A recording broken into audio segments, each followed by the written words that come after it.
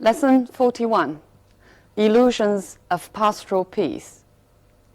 In this text, we'll talk about city life and country life. First, listen to the text with this question on mind. What particular anxiety spoils the country dweller's visit to the theater? 住在乡下的人来城里看剧的时候，会为什么事情焦虑？ The quiet life of the country has never appealed to me. City-born and city-bred, I have always regarded the country as something you look at through a train window, or something you occasionally visit during the weekend. Most of my friends live in the city, yet they always go into raptures at the mere mention of the country. Though they extol the virtues of the peaceful life, only one of them has ever gone to live in the country, and he was back in town within 6 months.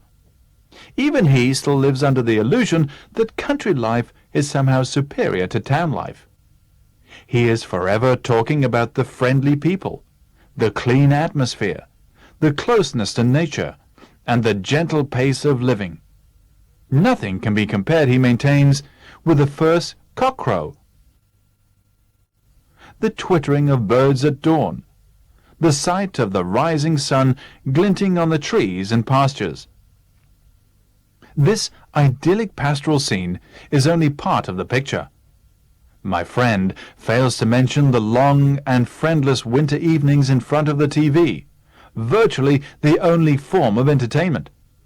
He says nothing about the poor selection of goods in the shops, or about those unfortunate people who have to travel from the country to the city every day to get to work. Why people are prepared to tolerate a 4-hour journey each day for the dubious privilege of living in the country is beyond me.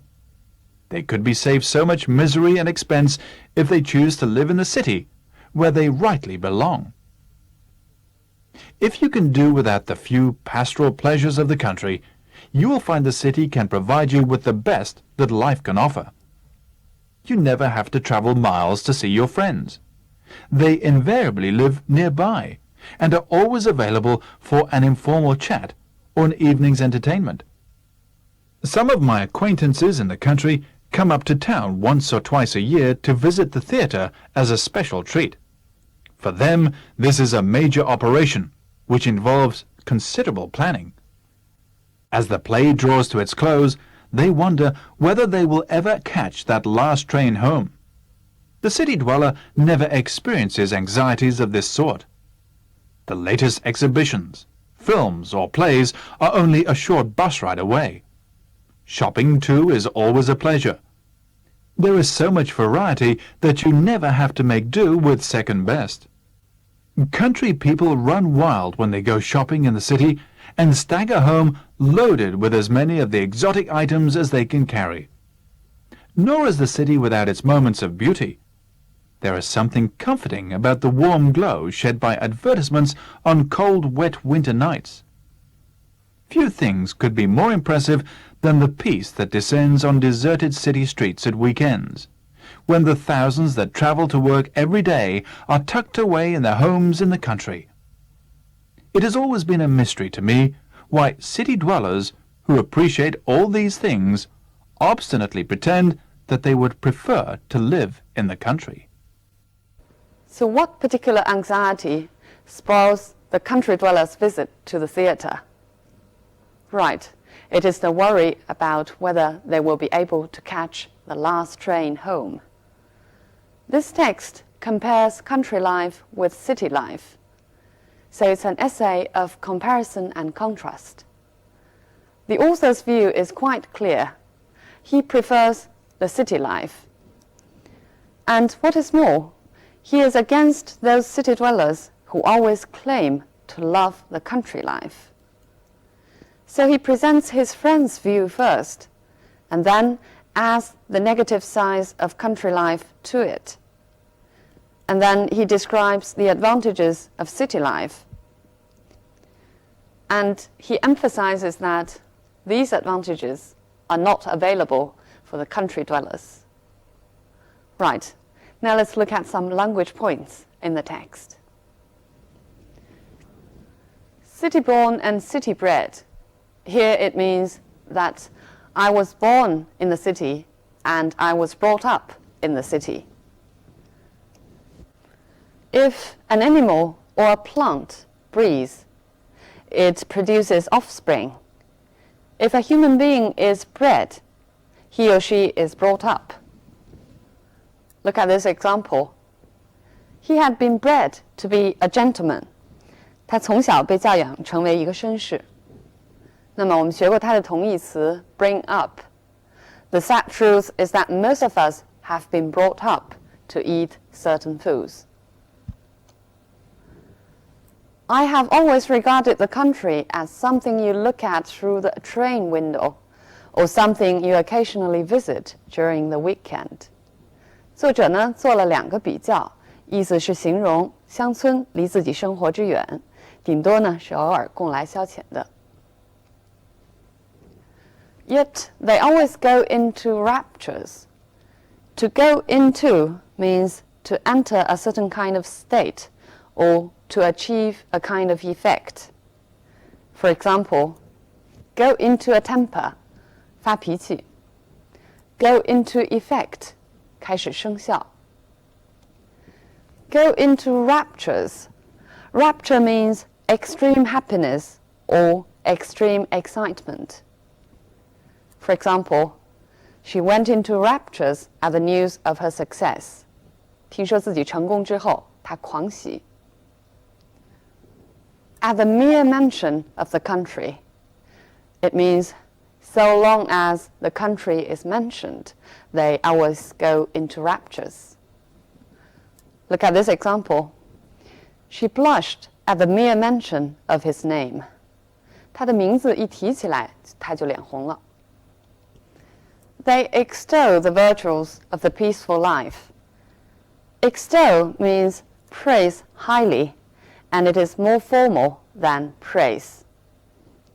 For example, we can also say extol the merits of to mean the same as to extol the virtues of.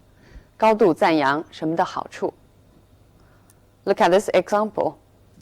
His book extols the benefits of vegetarianism. 他的书呢，宣扬了素食主义的好处。The virtues of the peaceful life. Here, virtues means advantages.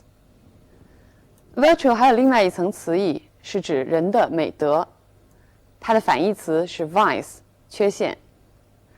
For example, courage is a virtue. 勇气是一种美德。But in this example, the virtue of a small car is that you can park it easily. Here, virtue means advantage. He was back in town within 6 months. In town means he was back to where he lived. 回到他住的地方。Similarly, you can also say out of town to mean leave the place you live. For example, I'll be out of town for about a week. 我会出门1个星期。He still lives under the illusion that. Under the illusion that means he still wrongly or falsely believes that. For example, the boss is still under the illusion that the project will be completed on time. 老板还错误地以为这个项目会按时完成。Country life is somehow superior to town life. Superior to means better than. 它的反义词是 inferior to. Look at these examples to see what superior means. He simply believes that men are intellectually superior to women. 他相信男人在智力上优于女人。He was a superior candidate for this task. Here, superior means excellent. 他是完成这项任务的出色人选。He always has such a superior attitude. Superior attitude 是一种高高在上的态度。Nothing can be compared with the first cockcrow, he maintains.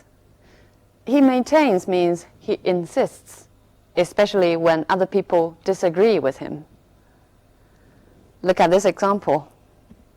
He maintains that he has never made such a remark. 他坚持说从来没说过这么一句话。Nothing can be compared with something means nothing is better than something. For example, nothing can be compared with a cold drink on a summer night. 这句话也可以说成 There is nothing to compare with a cold drink on a summer night. The rising sun glinting on the trees and pastures. Glint means to shine. For example, her diamond ring glinted on her finger. 她的钻戒在手指上闪光。Virtually the only form of entertainment. Virtually means almost. Look at more examples. The twins are virtually identical. 双胞胎呢，几乎一模一样。It was virtually impossible to find a Chinese restaurant in this area, but now it's much easier. 从前在这儿要找一个中餐馆，几乎是不可能的，但是现在就容易多了。He says nothing about the poor selection of goods in the shops, etc. Notice the tone of the author. 作者几处说到 He says nothing about. He is forever talking about. My friend fails to mention. To show how subjective his friend is, and also to show the irony. The poor selection of goods means the few kinds of goods, 指品种不多。Look at this example. A fine selection of perfumes. 香水的品种非常丰富。Or a good selection of detective stories. A good selection also means a fine selection, many kinds. Is beyond me is something that I cannot understand. Look at these examples. Computer science is completely beyond me. It's beyond me how she could bear to live with such a snob. 这两句话中 beyond me is slightly different in meaning. In the first, is completely beyond me means it's too difficult for me. In the latter example, it means I cannot possibly understand how she could bear to live with such a person. The dubious privilege. Dubious means uncertain. It's less strong than doubtful. 口气上要比 doubtful 要弱一些。For example, I'm dubious about his promises to change his ways. 他说要改变自己的习惯，对这点我表示怀疑。They could be saved so much misery and expense. Be saved. Here in this sentence it means they could avoid so much misery and expense. I'll give you more examples. Her students' help saved her a lot of trouble. 如果用 she 做主语，就变成 She was saved much trouble by her students' help. Where they rightly belong. Rightly means where they should belong. Look at this example. He was rightly punished for what he had done. So it means he was punished and he was punished as he should. If you can do without the few pastoral pleasures. Do without means to manage without, or rather not have. 凑合. Look at this example. He cannot do without a computer. 没有计算机，他就过不下去。You'll have to do without your breakfast if you don't want to be late. 你要是不想迟到的话，就别吃早饭了。So here in these two examples, do without means manage without. Look at this one. Stop it, I can do without your nagging. Here, do without actually means I'd rather not have your nagging. 别再跟我唠叨了。This is a major operation which involves considerable planning. This is a major operation. Operation 我们在前面的课文中学习过。The salvage operation. So it means a set of actions. 但是在这里其实是一种夸张。Which involves considerable planning. Involve here means which includes, which needs a lot of planning. Look at this example. The new system involves little new technology. 这个新的系统并不需要什么新的技术。You never have to make do with second best. Make do with or make do without means manage with or without. For example, new clothes are expensive, so you have to make do with what you've got. 拿现有的东西凑合吧。Second best means not the best and not the most desirable. For example, she's always striving for excellence and refuses to settle for second best. 她总是在朝最出色的目标努力，有一点差距都不接受。Country people run wild. Run wild means to go uncontrolled. Look at this example. As soon as their mother left, the children ran wild. 孩子们就开始撒欢儿。Run 后边还可以加上其他的形容词。It means become a certain kind of. For example, money is beginning to run short. 钱不够了。Supplies are running low. 供应不足。There's a popular English song named Till the River Runs Dry. 等到河流干枯。Stagger home. Stagger means unable to walk steadily. 它的同义词是 stumble.